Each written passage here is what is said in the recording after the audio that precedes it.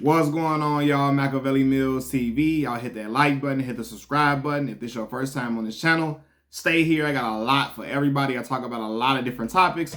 Today, I want to talk about a movie that was one of my favorites when it first dropped, right? The Blind Side, right? I think The Blind Side dropped in like '09. I was in high school around that time. I'm a big fan of sports films, especially sports films where it's based on a true story, right? And so when I saw this movie, I saw this movie with my pops. We sitting down in the front room, we watching it, loved it, right? Really was into it. I kept watching it over and over again. I thought it was a really dope and beautiful story, especially due to the fact that Michael Oher went on to play in the NFL, made millions, and had a great career, right? And so recently, today, I learned that former NFL player Michael Oher, who is the subject of the film The Blind Side, he petitioned a court Monday with allegations that Sean and Leanne Tuohy never adopted him, right? Now, if you don't know, in the movie, he gets adopted by a white family. They take him in, house him, clothe him, so on and so forth. They help raise him up to be this great football player, to become more educated, to become more sophisticated, so on and so forth. And he leads on to have a great life, go to college, graduate from college, make it to the NFL, so on and so forth, right? Now, we don't see the part of him making it to the NFL in the actual movie, but we see a clip of him getting drafted at the end of the film, and that's what makes all our hearts smile and everybody feels all warm and fuzzy inside, and we just all at the movie and we love it, right? And everybody loves Sandra Bullock, right? I had a crush on Sandra Bullock since I was a little boy. I think I saw her in Speed, and I was like, who the hell is that? I like that woman right there, right? So everybody love a good movie with Sandra Bullock in it. But we come to find out that Sean and Leanne Tuohy, who was supposed to be his adoptive parents, they tricked him into signing a document making them his conservators and enriching themselves, right? So in the conservatorship, they gain control over his estate, and they control all of the financial earnings for him, and they do not have any type of real. They don't have any type of the documents. The conservatorship does not make them family for real. It doesn't. They just gain control over his estate, and with them doing that, they were stealing money from him, riches that he earned, and I hear people coming out and defending the Tuohy family. Well, they took him in, they took care of him, they had him in his house, and all this and all that. But I'm going to just say this, and I want people to hear this clearly. Just because someone helps you does not mean they are allowed to scam and manipulate you into stealing money to make themselves wealthy, right? They were stealing money from him. And that's not okay. I don't care how much somebody helped you, so on and so forth. I'm sure that brother was giving them money back, doing them all type of favors, doing stuff for them for sure, right? And they were already, as depicted in the movie, they were living pretty good, right? But I know that brother. I'm positive that brother gave them money back, so on and so forth, gave them little gifts, all those type of things for what he did, right? But they went behind his back and made him thinking he was signing some adoption papers. He's signing papers for a conservatorship, right? And so they betrayed his trust. Now, you think that people would do things out of the kindness of their heart? You think that, because that's what they were presented. It was presented as in the movie. Leanne Tuohy and Sean Tuohy, they felt so bad for Michael. They wanted to help him. They want to help him succeed in life. They wanted him to have an ultimate success story. They didn't want him to become a statistic, so they took him in and raised him up right, all out of the kindness of their heart because they love God, they love Jesus, and they just want him to be the best he could possibly be. When in fact, they took him in hopes that they saw his size, physical stature, athletic ability, and was like, we take this kid in, he could become very wealthy, very successful in the game of football, and we can gain some money off of this. So yeah, let's take him in and welcome him with open arms and show love to him and embrace him. But wait a minute, we're going to get some bread off of this. That's the ultimate goal. And that's what happened, man. And honestly, Michael Oher, for lack of better words, lack of better terms, was blindsided by this, right? Because he thinking they love him. They really are family, and they're his adoptive parents, so on and so forth. But he come to find out that isn't true, and really it makes you think about when people do things for you. Do they have an alternative motive? Like, do they have some type of alternative reasonings for doing certain things, or ulterior motive, right? And you like, man, You thinking, hey, these people really just they really love me, they care for me, but they out to get revenue. They trying to get they trying to get some good financial earnings for themselves. It's reported that Michael Oher was embarrassed to learn the truth in February of 2023, so earlier this year, right? He learned that he consented to a conservatorship as a young man, and that didn't give him any familial rights or relationship with the Tuohy family at all. It only appointed the Tuohy family to oversee his financial affairs and his estate, right? His financial affairs. Mike never, and this is the thing, he never liked that movie. And I always found that strange. When I first heard this years and years and years and years ago, I thought he would love this movie, he would embrace it, but he never liked that movie. Anytime, he never wanted anything to do with the movie or none of the sort. He just wanted to play football and have a career. Mike played from like 2009 to 2016, right? And that's longer than a lot of people play in the NFL, which is a grueling sport with a lot of physical injuries, so on and so forth. But I always found it funny how he never really wanted to be a part of anything dealing with the movie. He never liked talking about it, and he really didn't like the film, right? And it was said that he didn't like how the film displayed him as unintelligent, right? And, that the family had to come and help educate him and civilize him, so on and so forth, and he really didn't like that, And then, that caused a strain in their relationship. And, at first I'm like, well, Hollywood is going to make certain things, they're going to add drama, a dramatic spin to certain things to get us enamored with the film, or get us sitting at the edge of our seats, or get us to be, sucked into the movie, right? But then as a grown man, I realized that, hey, there's certain things about those images that aren't right, that are wrong, that are disrespectful to the intelligence of a man like Michael Oher, right? And then he said their relationship further deteriorated when he learned he was the only member of the family. Like, I'm putting member of the family in air quotes because they didn't adopt him. It was a conservatorship, and he thought that he was a member of the Tuohy family for real, right? He learned that he was the only member of the family not receiving any royalty checks from the film. He wasn't getting no royalty checks from the movie. The whole Tuohy family, the immediate family, they getting royalty checks, right? But not him. And he learned about that. It left him betrayed and feeling puzzled and really like, what the hell is going on here? You know what I mean? And then he realized he wasn't even adopted into the family at all, but instead manipulated into gaining financial prosperity. That was the straw that broke the camel's back, for real.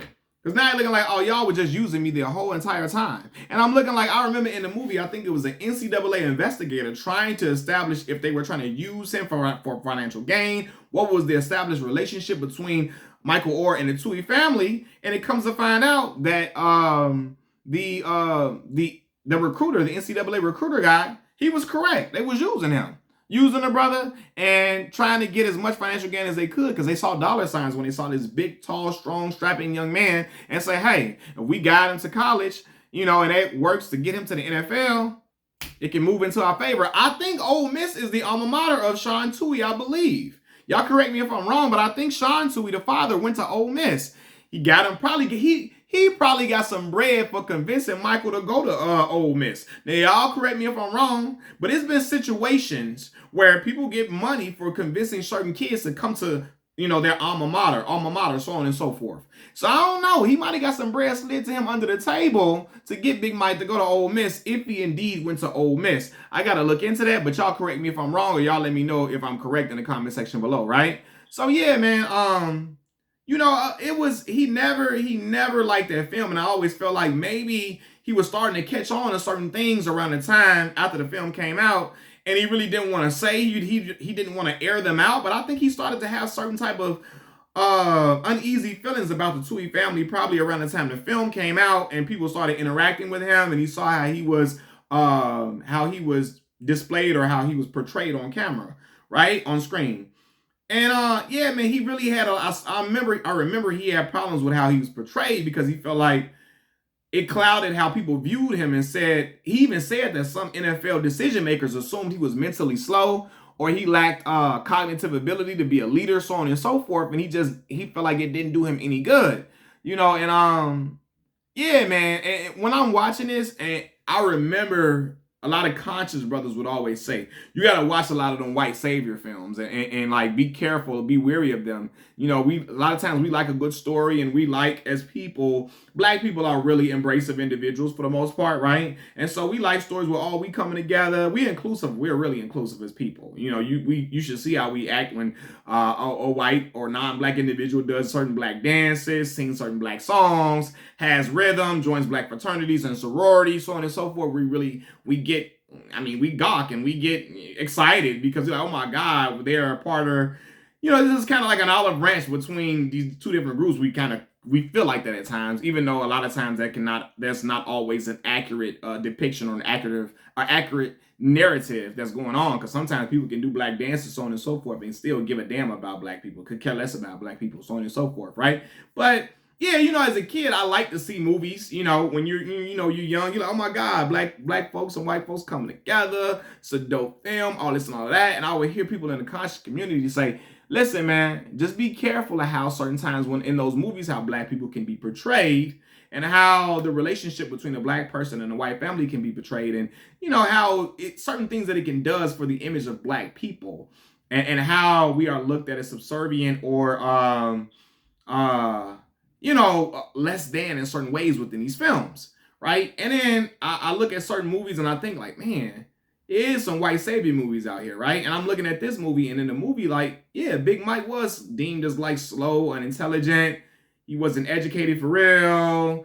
He really didn't really know how to read that well, so on and so forth. He just didn't seem like he was all the way a sharp individual, and the family had to come and civilize him and get him educated, and his boy and I hate to say it like this, but that's how it can be portrayed. This young boy, he walking the streets, he in the wild in the ghettos of America, not learning nothing, not being nothing, not being productive, not ascending to where he's supposed to be. He's less than all of the rest of his peers, and he is just in the conundrums, in the dumps. And then the white family open up their arms and say, come here, baby, come here, black boy, give me a hug. And they save him, and they bring him to prosperity. They civilize him, get him educated, and stop him from being a wild, barbaric type of dude and walking the streets in the wild, wild west, and the OK Corral. And they take him into civility, and he just becomes this ultimate astute individual, all with the white folks training to help him become a better, upstanding, civilized individual. And he leaves all his ways of the wildlings behind.